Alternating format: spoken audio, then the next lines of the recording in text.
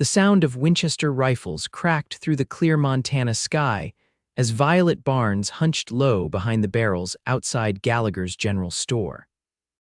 The bullets weren't meant for her, at least not directly, but in Silverbend, 1885, stray bullets showed no favoritism between the wealthy and the destitute, and Violet, with her threadbare dress and worn boots, was decidedly among the latter. "Get down, miss."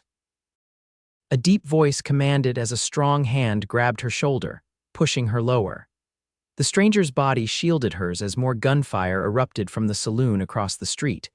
When the shooting finally stopped, Violet found herself staring into the most piercing blue eyes she had ever seen. They belonged to a tall man with sun-bronzed skin and a jawline that could cut glass.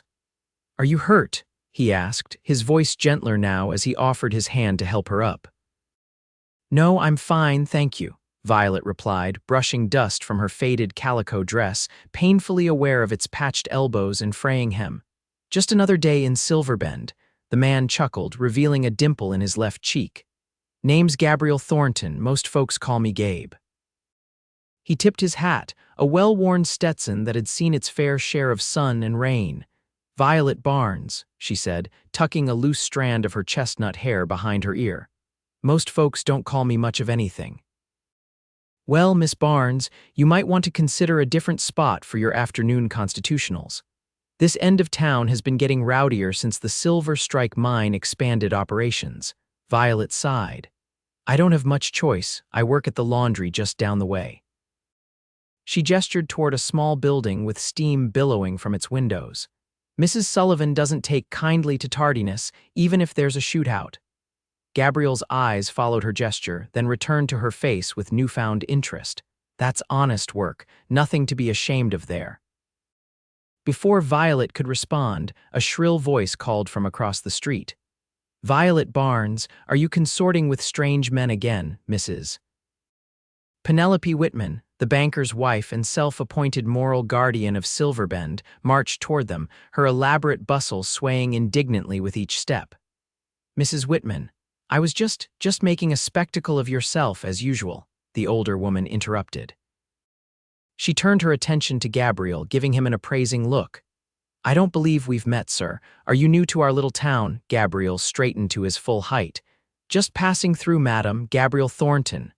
"Well, Mr. Thornton, you should know that in Silverbend we have standards. And consorting with laundry girls of questionable background isn't becoming of a gentleman." Mrs. Whitman's eyes narrowed as she took in Gabriel's dusty clothes and worn boots. "Though perhaps you aren't quite a gentleman yourself." Violet felt her cheeks burn with humiliation. This wasn't the first time she'd been publicly demeaned by the town's elite, but it never got easier. "Madam," Gabriel said, his voice taking on a dangerous edge, "where I come from, a lady is treated with respect regardless of her occupation or circumstances." Mrs. Whitman huffed. "A lady. This girl, with no family name worth mentioning and not a penny to her name. She's too poor to be wanted by any respectable man in this town. Mark my words, Mr. Thornton." Violet wanted the ground to open up and swallow her whole. She had endured 3 years of such treatment since arriving in Silverbend, orphaned and alone at 18. But hearing it stated so baldly before a stranger made the shame cut deeper. To her surprise, Gabriel stepped closer to her, his shoulder almost touching hers as he faced Mrs. Whitman. "I've wanted nothing more than to meet a woman of true character rather than false pretenses," he said coolly. "And it seems I've found one. Miss Barnes, would you allow me to escort you to your place of employment? I wouldn't want you to be late," without waiting for Mrs. Whitman's response, he offered Violet his arm. After a moment's hesitation, she placed her hand in the crook of his elbow, feeling the solid muscle beneath his shirt.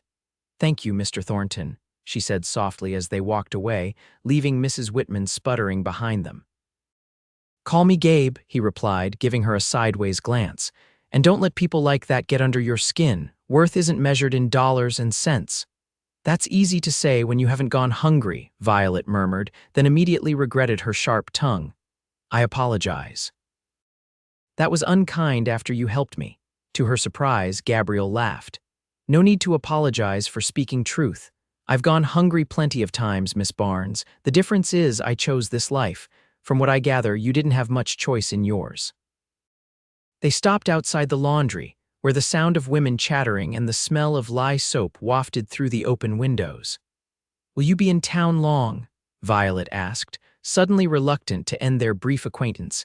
Gabriel looked toward the mountains rising beyond the town. "I've got business at the Rocking Tea Ranch for a spell. Cattle Drive coming up." He hesitated, then added, "Perhaps I could call on you Sunday after church." Violet blinked in surprise. No one had ever called on her before. Men in town either ignored her existence or made crude propositions when they'd had too much whiskey. Yes, I'd like that," she said finally. "I board at Mrs. Henderson's on Pine Street, the yellow house with the white trim." Gabriel smiled, and Violet felt something flutter in her chest. "I'll find it," he promised, tipping his hat once more before turning to leave. As Violet entered the laundry, bracing herself for Mrs. Sullivan's inevitable scolding about her tardiness, she couldn't help but wonder about the handsome cowboy who had come to her defense. Men like Gabriel Thornton didn't take notice of girls like her, not honorably, at least. Yet there had been nothing but respect in his eyes. For the first time in years, Violet felt a dangerous emotion taking root in her heart: hope. The next morning, as Violet hauled water for the day's washing, her mind kept drifting back to Gabriel's blue eyes and the way he had stood up to Mrs. Whitman. She was so distracted that she nearly collided with Lottie, another laundress. Lord above, Vi. "Watch where you're going," Lottie exclaimed, steadying the basin of water in Violet's hands. "You're going to soak us both before the day even starts." "Sorry," Violet mumbled, setting the basin down by the washing tub. Lottie gave her a shrewd look. "Something's different about you today. You're all glowy." Violet shook her head but couldn't suppress a small smile. "Don't be ridiculous, land's sakes. It's a man, isn't it?" Lottie leaned closer, lowering her voice so Mrs. Sullivan wouldn't hear. "Did someone finally catch your eye, Vi? Was it that new clerk at the Mercantile? He's been making eyes at you for weeks." "No, it's not him." Violet hesitated, then decided to confide in her friend. "I met someone yesterday, a cowboy named Gabriel Thornton. He's working at the Rocking Tea." Lottie's eyes widened. "Gabriel Thornton, the new foreman at the Rocking Tea." She let out a low whistle. "Vi, do you have any idea who that is?" Violet frowned. "Should I? They say he's the best cattle driver in 3 territories. Used to ride with the Texas Rangers before that." And Lottie lowered her voice even further. "They say he once took down the entire Johnston gang single-handed up in Wyoming territory." "That can't be true," Violet said, though a chill ran down her spine. "He seemed nice," Lottie snorted. "Nice or not, men like that don't settle down, Vi. Especially not with," she stopped abruptly, looking embarrassed. "Not with laundry girls," Violet finished for her. "I know what I am, Lottie." "That's not what I meant," Lottie protested, but Mrs. Sullivan chose that moment to bark orders at them, ending their conversation. As Violet scrubbed shirts against the washboard, her hands red and raw from the hot water and lye soap, she couldn't help wondering if Lottie was right. What could a man like Gabriel Thornton possibly want with her? The cynical part of her brain, the part that had helped her survive since her parents died, whispered that his interest couldn't be honorable. Yet she couldn't forget the genuine respect in his voice when he defended her, or the way he'd asked permission to call on her properly. No one had ever treated her that way before. By Sunday morning, Violet had convinced herself that Gabriel wouldn't come. Why would he? She had nothing to offer a man like him. Still, she found herself taking extra care with her appearance, washing her hair with the precious bit of scented soap she'd been saving, and wearing her one good dress, a simple blue cotton that brought out the flecks of gold in her hazel eyes. Mrs. Henderson raised an eyebrow as Violet came downstairs. "My, don't you look lovely today, dear? Special occasion?" "No, madam," Violet replied, feeling her cheeks warm. "Just felt like looking nice for church." The elderly landlady smiled knowingly, but said nothing more as they walked together to the small white church at the edge of town. Violet tried to focus on Reverend Miller's sermon about the prodigal son, but her mind kept wandering to whether Gabriel would remember his promise. As the congregation filed out after the service, Violet's heart sank. There was no sign of Gabriel among the churchgoers. Of course he hadn't come. Mrs. Whitman, standing nearby with her husband and daughter, gave Violet a smug look, as if she had somehow divined Violet's disappointment. "Miss Barnes." The deep voice behind her made Violet jump. She turned to find Gabriel standing there, looking transformed from the dusty cowboy she'd met. He wore a clean white shirt under a dark vest, and his usually unruly dark hair was combed neatly back from his forehead. He held his hat in his hands, turning it nervously. "Mr. Thornton," she breathed. "You came." "I said I would." His eyes crinkled at the corners when he smiled. "I apologize for missing the service. Had to help with a calving this morning. The little fella was turned wrong." The simple, honest explanation made Violet smile. "Is the calf all right?" He is now named him Lucky. Gabriel offered his arm. "May I walk you home, Miss Barnes?" Violet placed her hand on his arm, acutely aware of Mrs. Whitman and several other townspeople watching with undisguised interest. "Yes, thank you," as they strolled toward Mrs. Henderson's boarding house. Gabriel spoke of his week at the ranch, the preparations for the upcoming cattle drive, the new horses he was breaking, the unexpected friendship he'd formed with the ranch cook, an old Mexican man named Miguel who made the best chili north of the Rio Grande. Violet found herself relaxing, drawn in by his easy manner and genuine interest when she spoke of her own more modest life. Unlike most men she'd known, Gabriel actually listened when she talked. "Would you care to have lunch with me?" he asked as they reached Mrs. Henderson's gate. "Nothing fancy, just a picnic by the creek, if you're amenable, that is." "I'd like that very much," Violet replied, her heart racing at the prospect of spending more time with him. Gabriel's face lit up. "Excellent, I'll fetch the basket from my horse, back in a moment." As he strode away, Mrs.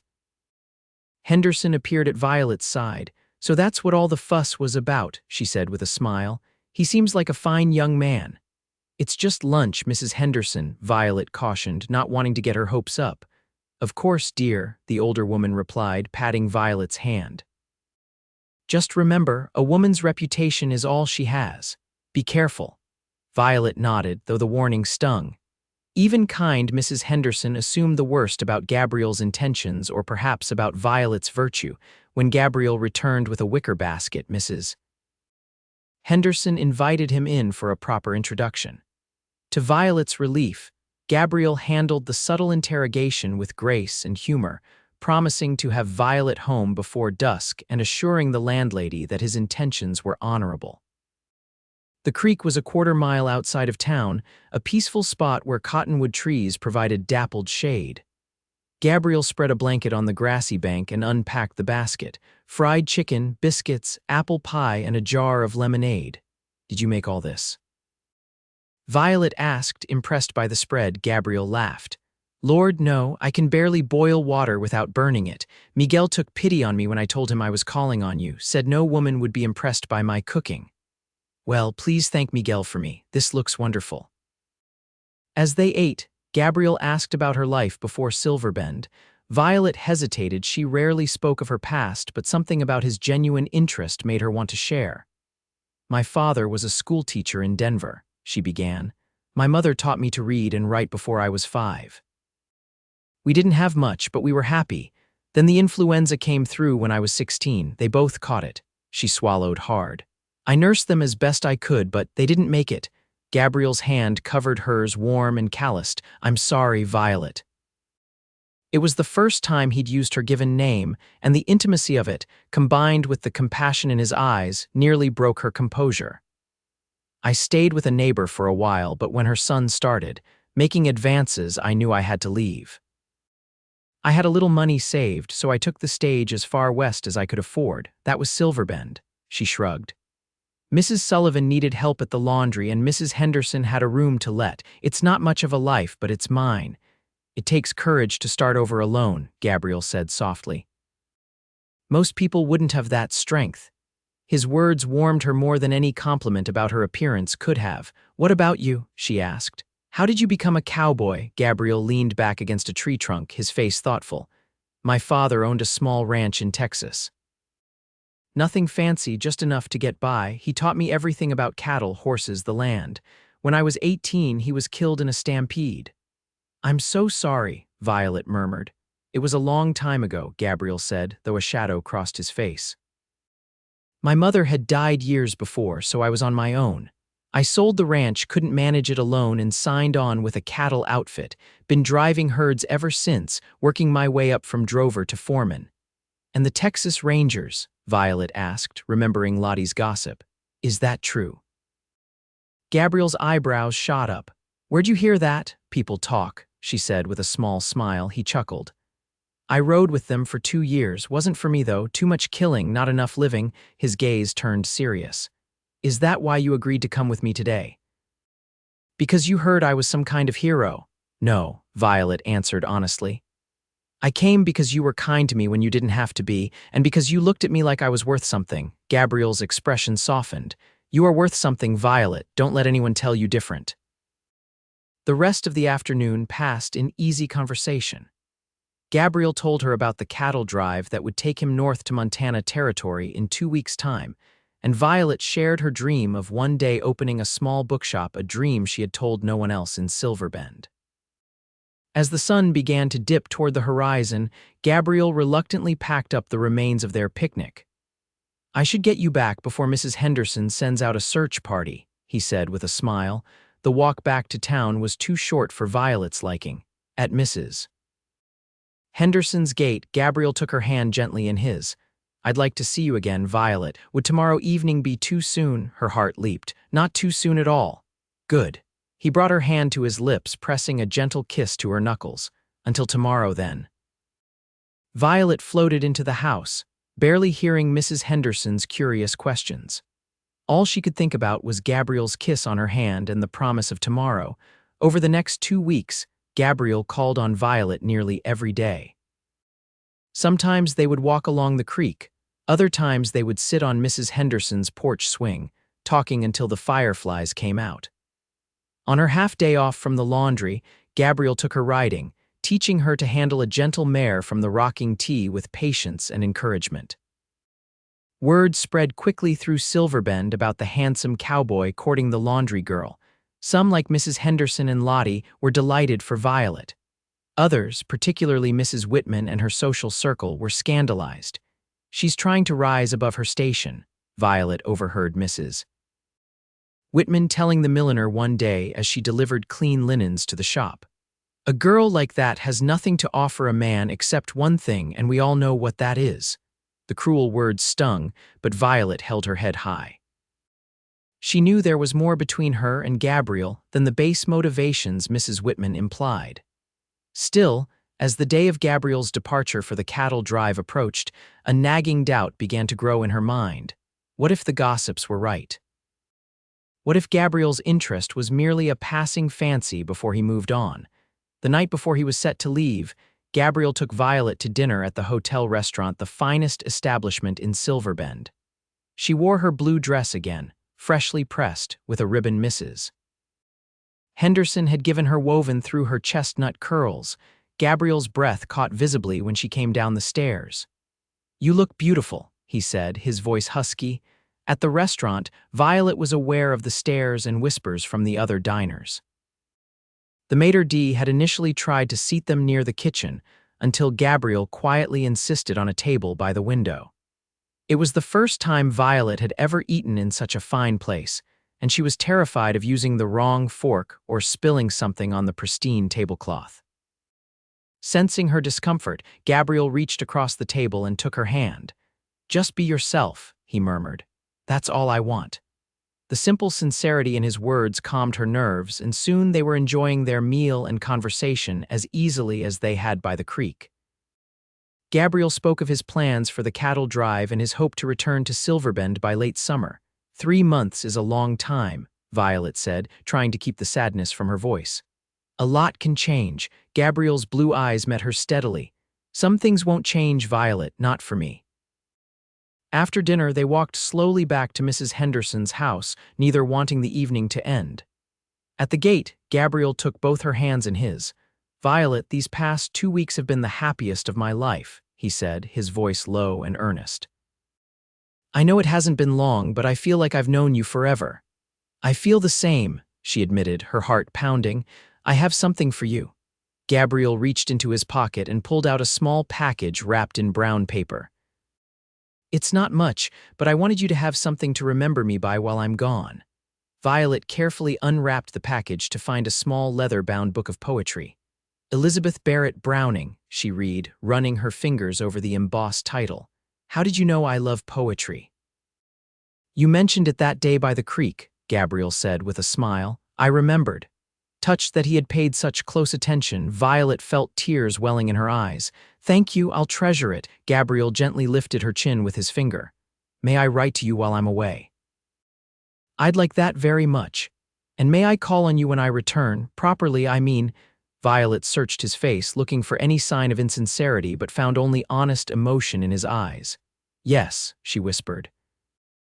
Slowly, giving her time to pull away if she wished, Gabriel lowered his head and pressed his lips to hers. The kiss was gentle, respectful, yet it sent a current of warmth through Violet's entire body. When they parted, both were breathing faster. I should go, Gabriel said reluctantly.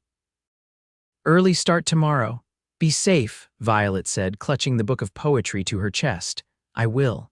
He kissed her once more, briefly but tenderly. Goodbye, Violet, I'll see you in the fall. As she watched him walk away, Violet felt both elation and fear.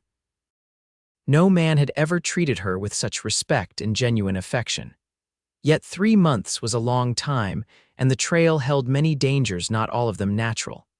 Would Gabriel truly return, or would he forget the poor laundry girl once he was back among his own kind? Only time would tell. The first letter arrived 3 weeks after Gabriel's departure. Mrs. Henderson brought it to Violet at the laundry, her eyes twinkling with excitement. Special delivery for you, dear, she said, handing over the envelope addressed in a bold, masculine hand. Violet waited until her lunch break to open it, finding a quiet corner behind the laundry where she could read in private. The letter was written on rough paper, the edges slightly frayed, but the words made her heart soar. Dear Violet, we've been on the trail for nearly 3 weeks now, and I find my thoughts turning to you more often than I care to admit. The boys are starting to tease me about my distracted spells when I should be keeping my mind on the herd. The drive is going well so far. We lost a few head crossing the Snake River, but no men, thank the Lord. The country up here is beautiful, wide open spaces under the biggest sky you've ever seen. I think you would love it. Maybe someday I can show it to you. I hope this letter finds you well. I miss our talks and your smile. When things get rough out here, I think of you reading poetry on Mrs. Henderson's porch, and somehow the trail doesn't seem so long.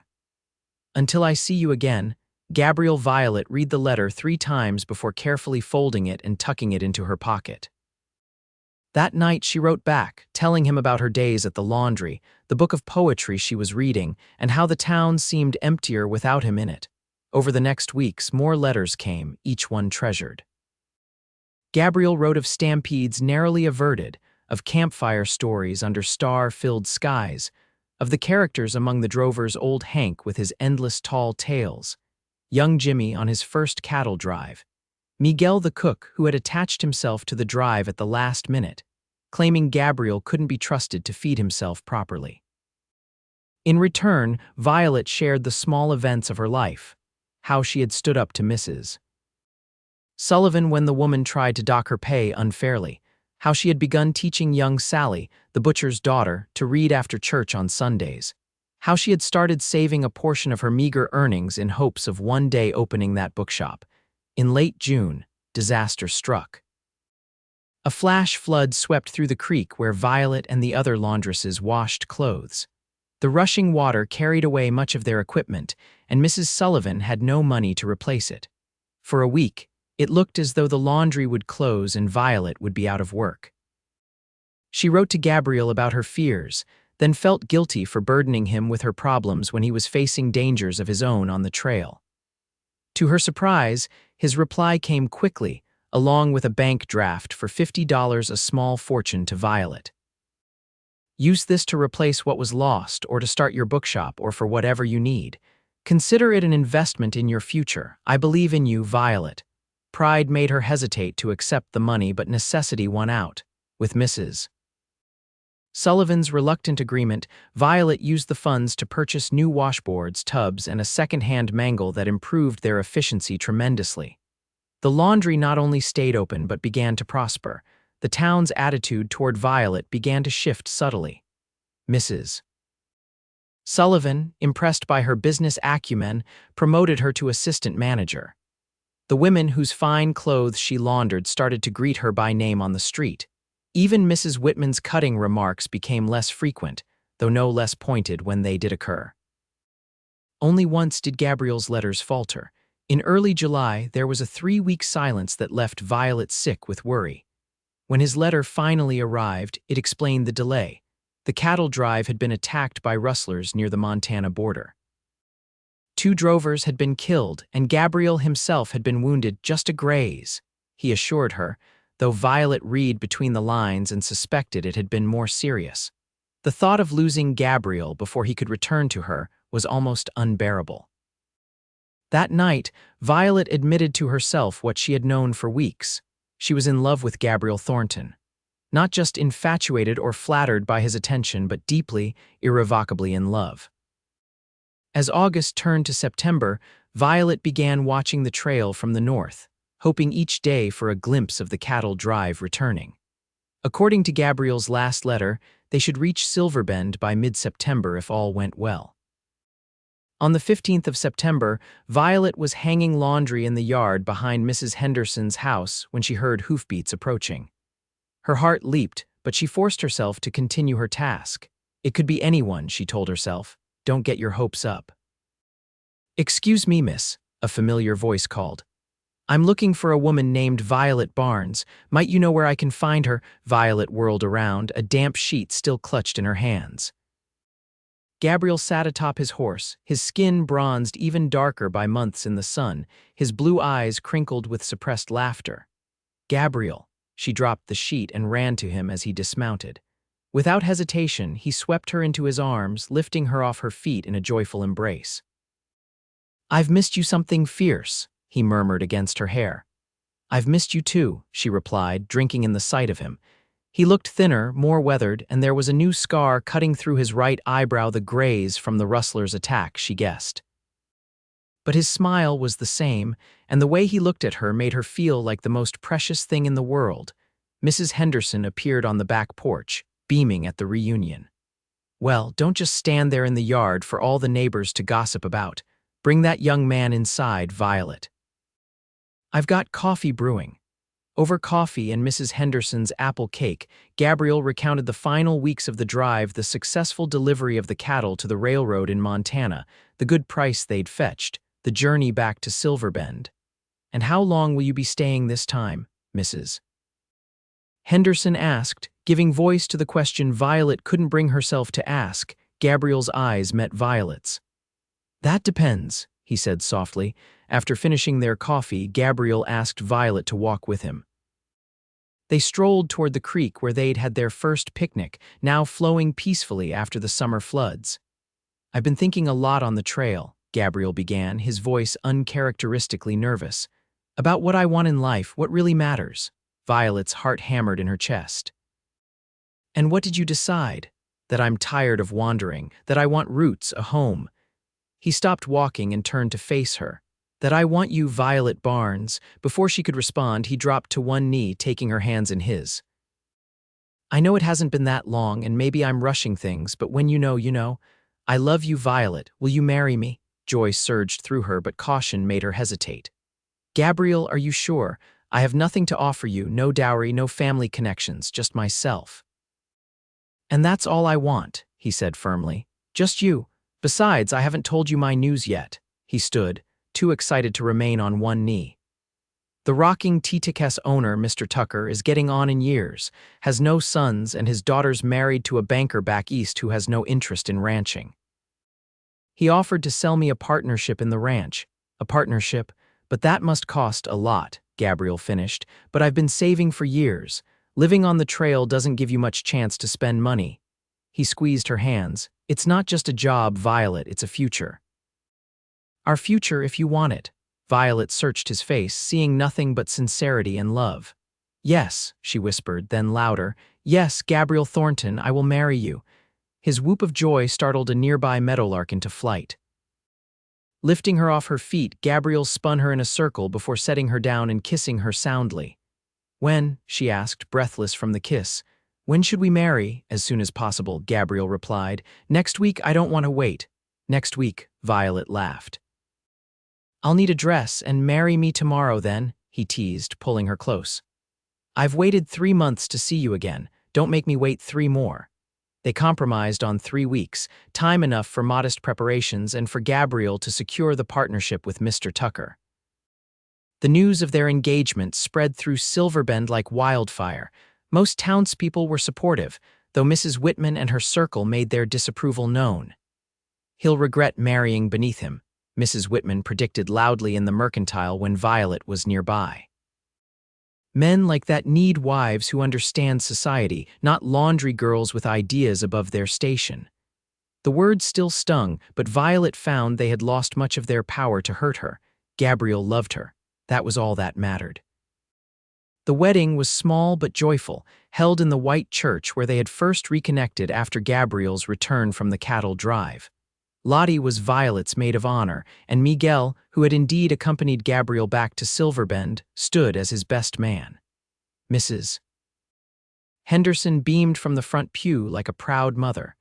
Violet wore a simple white dress that she and Mrs. Henderson had sewn together, with lace salvaged from her mother's wedding gown, the one thing she had kept from her life in Denver. Gabriel, resplendent in a new black suit, looked at her as though she were the most beautiful woman in the world as she walked down the aisle to him. "I, Gabriel James Thornton, take thee, Violet me Barnes, to be my lawfully wedded wife," he vowed, his voice steady and sure. "To have and to hold from this day forward, for better, for worse, for richer, for poorer, in sickness and in health, to love and to cherish, till death do us part." When Violet repeated her vows, her voice trembled with emotion, but her heart was certain. This was right. This was where she belonged. "I now pronounce you man and wife," Reverend Miller declared. "You may kiss your bride." Gabriel's kiss was tender and reverent, a promise of all the years to come. At the small reception in the church hall, Mr. Tucker raised a toast to the newlyweds. "To Gabriel and Violet Thornton, may your partnership be as successful as ours will be at the rocking tea." Later, as they danced their first dance as husband and wife, Gabriel pulled Violet close. "Happy, Mrs. Thornton?" he murmured against her ear. "Happier than I ever thought possible," she replied, resting her head against his chest, feeling his heartbeat strong and steady beneath her cheek. Their new home was a small but sturdy cabin on the Rocking Tea Ranch, a mile from the main house. Gabriel had spent the weeks before the wedding repairing the roof, adding a front porch, and building a bookshelf that spanned one entire wall for your future collection. He explained with a smile. Life as a rancher's wife was hard work, but Violet thrived. She learned to cook from Miguel, who took her under his wing with gruff affection. She planted a vegetable garden beside the cabin and began keeping chickens. In the evenings, she and Gabriel would sit on their porch, watching the sunset paint the mountains gold and purple, talking about their days or simply enjoying each other's company. In town, Violet's status had changed dramatically. As Mrs. Gabriel Thornton, part owner of the prosperous Rocking Tea, she was now greeted warmly by shopkeepers who had once ignored her. Even Mrs. Whitman managed a tight smile when they passed in the street. "Funny how money changes people's perceptions," Violet remarked to Gabriel after one such encounter. Gabriel snorted. "Their perception is what changed, not you. You're still the same incredible woman I fell in love with, just finally being recognized for who you've always been." Winter came to Montana with a vengeance that year. Heavy snows isolated the ranch for weeks at a time, but Violet and Gabriel were content in their cozy cabin. In the evenings, they would read to each other from Violet's growing collection of books, or Gabriel would play his harmonica while Violet sewed by the fire. It was during one such snowbound evening that Violet shared her news. "Gabriel," she said, setting aside her sewing, "I have something to tell you." He looked up from the ledger where he'd been calculating the spring calving projections. "What is it, love?" "I'm going to have a baby." "In June, the doctor thinks." Gabriel's face transformed with wonder. He crossed the room in 2 strides, kneeling before her chair and placing his hands gently on her still flat stomach. "A baby, our baby," Violet nodded, tears of joy welling in her eyes. "Are you happy?" "Happy doesn't begin to cover it," he said, his voice thick with emotion. He pulled her into his arms, holding her as if she were made of glass. "I love you so much, Violet Thornton, and I love you," she whispered against his neck. "More than I ever thought possible." Spring brought new life to the rocking tea calves in the fields, wildflowers on the hillsides, and preparations for the baby. Gabriel converted part of their bedroom into a nursery, crafting a cradle from pine with his own hands.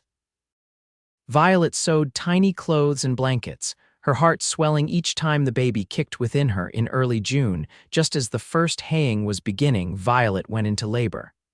The ranch hands rode for the doctor, but the baby was impatient to arrive. With Mrs. Tucker and Miguel's wife, Elena, assisting, Violet gave birth to a healthy baby girl before the doctor could make it from town. "She's perfect," Gabriel whispered, cradling his daughter with tears streaming unashamedly down his face. "Just like her mother."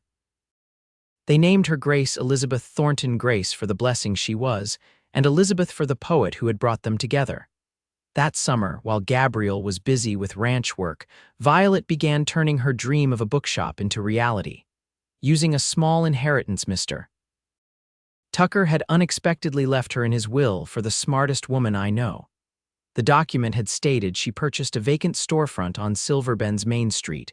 With baby Grace in a basket beside her, Violet painted walls, built shelves, and ordered inventory. By fall, Thornton Books and Stationery opened its doors, offering the finest selection of literature between Denver and Portland. 3 days a week, Violet would bring Grace to the shop, conducting business with her daughter playing contentedly in a corner specially arranged for her. On the shop's opening day, Gabriel surprised her by commissioning a sign for the store, hand-carved with gold leaf lettering. "For the woman who never gave up on her dreams," the card accompanying it read. "I'm so proud of you." The success of the bookshop, combined with the prosperity of the rocking tea under Gabriel's management, made the Thorntons one of Silverbend's most respected families. But wealth and status meant far less to Violet than the life she and Gabriel had built together, a life founded on mutual respect, shared dreams, and deep, abiding love. One evening, 5 years after their wedding, Violet and Gabriel sat on their expanded front porch, watching Grace play with her 2-year-old brother James in the yard. Gabriel's arm was around Violet's shoulders, her head resting against him in the comfortable way of a couple deeply at ease with each other. "Did I ever tell you," Gabriel said, his voice thoughtful, "about the moment I knew I wanted to marry you?" Violet smiled. "When was that?" "The day we met. When Mrs. Whitman was saying all those horrible things about you being too poor to be wanted, and you stood there with your chin up, not letting her see how much it hurt. I saw your strength that day, and I thought, there's a woman who would stand by a man through anything. And have I?" Violet asked, turning to look into the blue eyes she still found as captivating as the day they met. "That and more," Gabriel kissed her softly. "You've made me a better man, Violet, given me a home, a family, a purpose, everything I never knew I needed until I found you." As the sun set behind the mountains, painting the sky in shades of gold and crimson, Violet thought about the journey that had brought her here from a penniless laundry girl to a beloved wife, mother, and businesswoman. The path had not always been easy, but every step had led her to this moment, this life, this love. "I remember what you said that day," she murmured. "When Mrs. Whitman said I was too poor to be wanted," Gabriel smiled. "What did I say?" "You said I've wanted nothing more." Violet reached up to trace the line of his jaw, still strong and handsome after all these years. "And I've never forgotten it." "I meant it then," Gabriel said, capturing her hand and pressing a kiss to her palm. "And I mean it now. You, Violet Thornton, are all I've ever wanted, all I'll ever need." As their children's laughter floated across the yard and the first stars appeared in the darkening sky, Violet knew with absolute certainty that she was exactly where she was meant to be, in the arms of the man who had seen her worth when no one else had. In the life they had built together through love, respect, and unwavering belief in each other. And in that perfect moment, Violet understood that true wealth had nothing to do with money or status. True wealth was this love freely given and joyfully received, a family bound by more than blood, and the knowledge that no matter what challenges lay ahead, they would face them together. "I love you, Gabriel Thornton," she whispered. "And I love you," he replied, his voice a promise that would last a lifetime. "Always have, always will." Years passed, and the Thornton family continued to thrive. Grace grew into a confident young woman with her mother's quiet strength and her father's adventurous spirit. At 18, she was accepted to a women's college back east, the first girl from Silverbend to pursue higher education. James followed in his father's footsteps, showing a natural talent with horses and cattle. Their youngest, a daughter named Rose, born when Violet was 36, inherited her mother's love of books and could often be found helping in the bookshop after school. The Rocking T expanded under Gabriel's management, becoming one of the most prosperous ranches in the territory. Violet's bookshop grew as well, adding a reading room where she held weekly story hours for the town's children and a literary society for the adults. As Silverbend prospered, becoming a proper town with a bank, a school, and eventually a railroad spur, the story of Gabriel and Violet became something of a local legend, the cowboy and the laundry girl who defied convention to build a life together. Mrs. Whitman, now elderly but still formidable, eventually became one of Violet's most loyal customers, though she never quite admitted she had been wrong about the laundry girl with ideas above her station. On her deathbed, however, she requested that Violet bring her favorite poetry to read aloud, a final, tacit acknowledgement of the respect she had come to feel for the woman she had once scorned. On their 25th wedding anniversary, the entire town turned out for a celebration at the Rocking T. Under a canopy of stars and lantern light, with their children and grandchildren gathered around them, Gabriel and Violet renewed the vows they had made all those years ago. "I still see the girl I fell in love with," Gabriel said, his hair now streaked with silver but his blue eyes as bright as ever. "Every day I thank God for bringing you into my life." "And I still see my handsome cowboy," Violet replied, her hands clasped in his. "The man who believed in me when no one else did. Who showed me that love isn't about where you come from, but where you're going together." Later, as they danced under the stars to the same waltz they had danced at their wedding, Gabriel pulled Violet close. "Do you ever wonder what would have happened if I hadn't been in town that day, if we'd never met?" Violet shook her head. "I believe we were meant to find each other, Gabriel. Some things are just written in the stars." "Like us," he murmured, pressing his forehead to hers. "I've wanted nothing more than this life with you, Violet, not for a single day." "Nor I," she whispered back, "not for a single moment." As the music played on, and their family and friends celebrated around them, Violet and Gabriel continued to dance, their love a testament to the power of seeing beyond circumstances, to the heart within a love that had transformed not only their own lives, but the very fabric of the community around them. And in the years that followed, whenever a young girl in Silverbend doubted her worth or questioned her dreams, someone would inevitably tell her the story of Violet Barnes Thornton, who rose from laundry girl to one of the town's most respected citizens not because of the money or status she eventually acquired, but because of the courage, dignity, and love that had been within her all along. For in Silverbend, Violet and Gabriel's story had become more than just a romance, it had become a legacy of hope, a reminder that true worth isn't measured in dollars and cents, but in the capacity of the human heart to love and be loved in return. And that, as Gabriel had known from the very beginning, was worth more than all the gold in Montana territory.